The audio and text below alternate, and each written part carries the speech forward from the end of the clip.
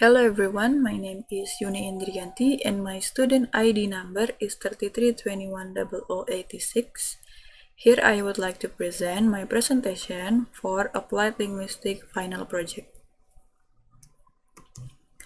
In this presentation, I will explain problem solving using the theory in Applied Linguistics of two problems.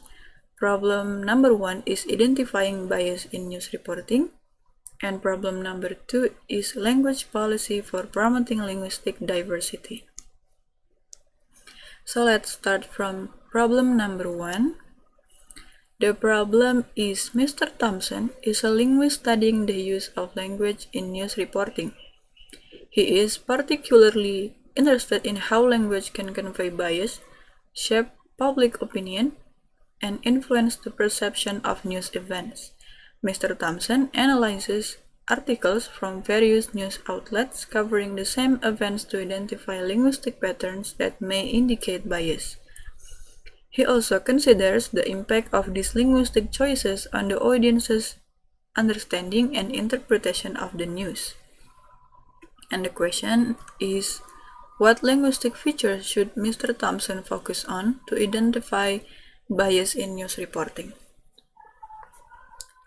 For this question and problem, there are three linguistic features that Mr. Thompson should focus on to identify bias in news reporting. The first one is word choice and connotation. Word choice can significantly influence the tone and perceived meaning of news reporting. Words with positive or negative connotation can shape the reader's perception of an event or individual. For example, describing a protest as a peaceful demonstration versus a riot can lead to different interpretations of the same event. The former suggests a lawful organized gathering, while the latter implies chaos and illegality. Contribution word choices and connotation to bias is bias word choice can subtly lead readers to form favorable or unfavorable opinions, often aligning with the publication ideological stance. And the second linguistic features is framing and emphasis. Framing involves presenting information in a way that highlights certain aspects while downplaying others. This can be done through the structure of the article, the placement of information, and the use of headlines. For example, focusing on the economic benefits of a controversial policy while minimizing its social costs can create a biased narrative. Similarly, headlines that emphasize sensationalist aspects of a story can shape initial impressions before readers engage with the full content.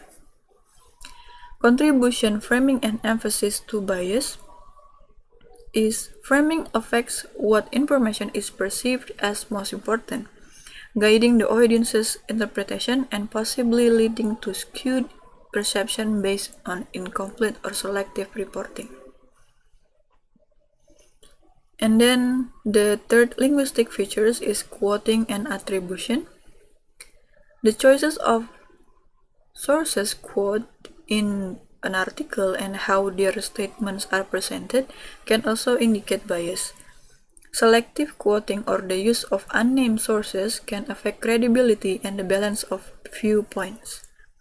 For example, an article that quotes only government officials regarding a policy might present a one-sided view, whereas including voices from affected communities would provide a more balanced perspective. Contribution, quoting, and attribution to bias is by choosing certain voices over others. Reporters can influence which perspectives are heard and validated, potentially skewing the reader's understanding of the issue. Okay, let's see problem number 2. The problem is, imagine you are a language planner working for the government of a country with a diverse linguistic landscape. The country has several indigenous languages spoken by different ethnic groups, as well as a dominant national language used for official purposes. Your task is to develop a language policy that promotes linguistic diversity while ensuring effective communication and national unity. And the question is, how can the government promote the use and preservation of indigenous languages through education? So for this problem and question, there are three strategies that the government can do to promote the use and preservation of indigenous languages through education. The first one is incorporating indigenous languages into the curriculum. Including indigenous languages as a subject in the national curriculum can help preserve and promote them. This involves developing teaching materials, training teachers proficient in this language, and integrating them into regular classroom activities.